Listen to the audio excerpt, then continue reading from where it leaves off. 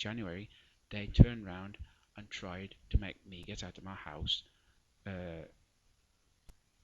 by bogus notice to quit 2, and they sent me a letter apologising, confessing that they'd sent me one in December, they sent me one in January, and they're retracting them.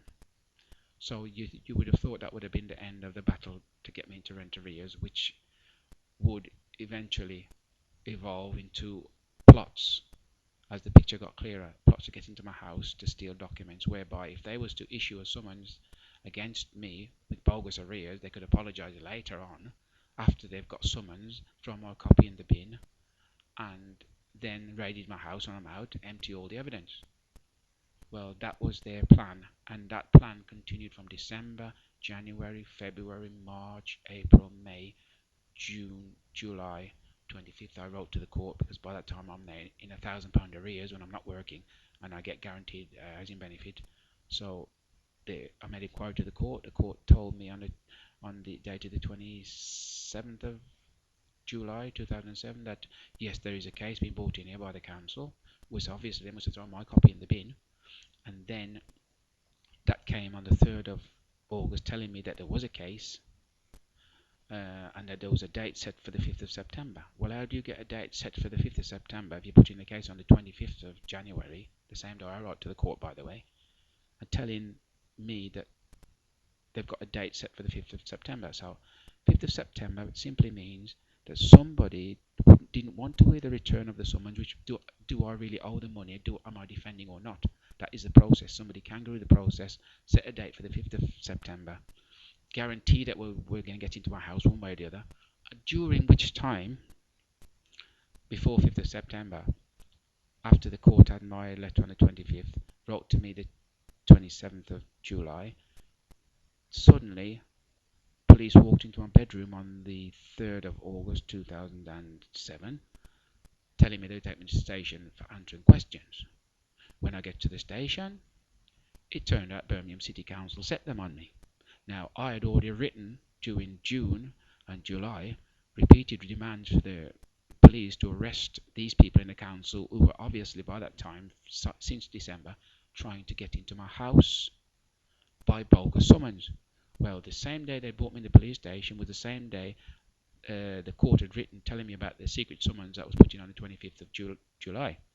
Now, that meant that the council were trying to get the police to take me into custody so they can get a chance to get into court to empty my house of evidence against themselves, the police, the Labour Party, the job centres, and various other people, plus other evidence in other cases we've been fighting for years against corrupt officers in various departments.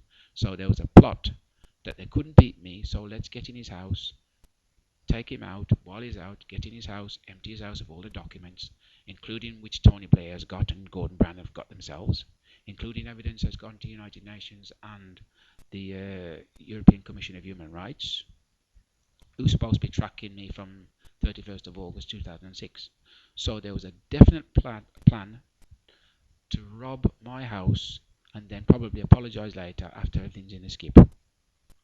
Now, having said that, now, when they took me to the station on the 3rd of... Oh, let me go back a little bit before I go there. During this January, I'd said before on this tape that I'd also asked the police to arrest the Labour Party and the job centre people up and down the country who were committing this slavery law breaking, Article 4 and Article 30 of UN laws that protects human rights. But the police didn't do it. So I asked the Metropolitan Police to arrest the police who wouldn't do it. And they didn't do it. So I made complaints to the Police Complaints Commission about them. And they didn't do their job. So all this was cooking. Through January, February, March, April, May, June, July, August, when they come and kidnap me in my house to try and get all the documents that are built up against all of the Labour Party, the job centres, the council, trying to get into my house. So there was and also refusing to give me any state money from the 4th of January when the job centre people stood on the door, the manager that I was charging, that would report for stealing documents on the 11th of December. They banned me from going in the job centre. So by January, I'd asked the police to arrest people. The police were supposed to arrest other police. the National Fraud Office supposed to have investigated. I demanded their arrests too. I reported to all the councils of Birmingham City Council what was going on in doing up to June, July, August. So they'd all decided on the 3rd of July 2007 to kidnap me. So, which now brings me back to where I was saying before. While I was in the police station on the 3rd of August, a letter had come from the court saying that there was a case in the court set for September hearing. The police took me to the station, saying they were going to must have been going to do something to charge me with something. But during that time, they found out I wanted a solicitor. I spoke to a solicitor. One that sold me out was Hassan Solicitor in Spark Hill. He was outside playing with my agent, who wanted to know what the police had got me in there for. Played with him during dinner time. Told him he's going to get me bail for 6 o'clock when he hadn't even seen me. So he's going to get me bail when he hadn't even seen me when he's speaking to Mr. Welsh in the police station, at the front of the police station. And while he was out there playing with Mr. Welsh, lying to him, and police lying to Mr. Welsh what I was in there for, conspiracy for something. Conspiracy, it takes two people, but there's only me in there, so I can conspiracy with somebody else. So Mr. Welsh has been lied to in the front, and while I'm in the back, the police are playing games with me, sending nurse. I told the nurse, I don't want you. Sent doctor. Told doctor, you're not my doctor, leave me alone. Right? He now brings in his friends in the mental health system. Must be cooking with this Sergeant 1498. And I think it might be Sergeant Bennett, who I've had run-ins with over the years for corruption. Anyway, during the time I'm in the station, they kept me through from 8 o'clock in the morning. They came to my bedroom, took me to the station, till after 1 o'clock, which is 4 hours where you must charge or release a person. Then they kept me again till 6 o'clock, where you must charge or release a person. Then they kept me till midnight, where they must charge or release a person. That was breaking their own law. During that day, as I said, the nurse came. They sent the nurse, put me in a cell with video camera, so I made sure I kept myself very still, doing nothing hyper, because I knew they put me in the cell with a camera deliberately to stitch me up with something. So I made sure I kept very still. During the day, I contacted the solicitor in the morning. He said he was coming. Various other abuses, like the sergeant coming to the cell telling me that he is keeping me and he's getting a doctor to come and see me and rubbish like that. I told him, he's not my doctor, leave me alone. Anyway, it's all too complicated. That day is very. I'd have to go through chronologically to go. But the gist is that I was kept through 4 arrest and release, charge or release time during that day.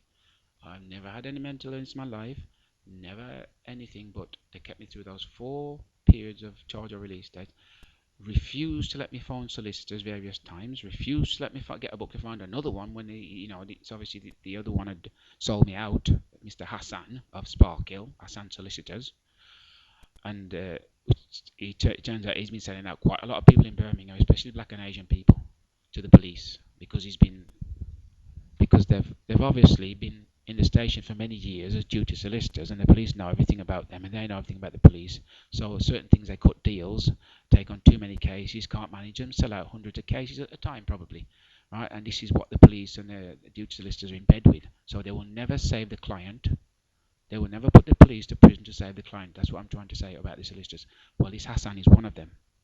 Anyway, they kept me through those 3 charge or release times during that 3rd of August 2007, and then after midnight they'd already started just before sending these mental health people in. I told them, get away from me, leave me alone, I want my solicitor. And they refused to even get my solicitors. When I told them I want my solicitor, they just ignored my rights. The Inspector Norton came in and told me I'm not going to get a solicitor. That was sometime around 6 o'clock or something. I'm not going to get one. Now,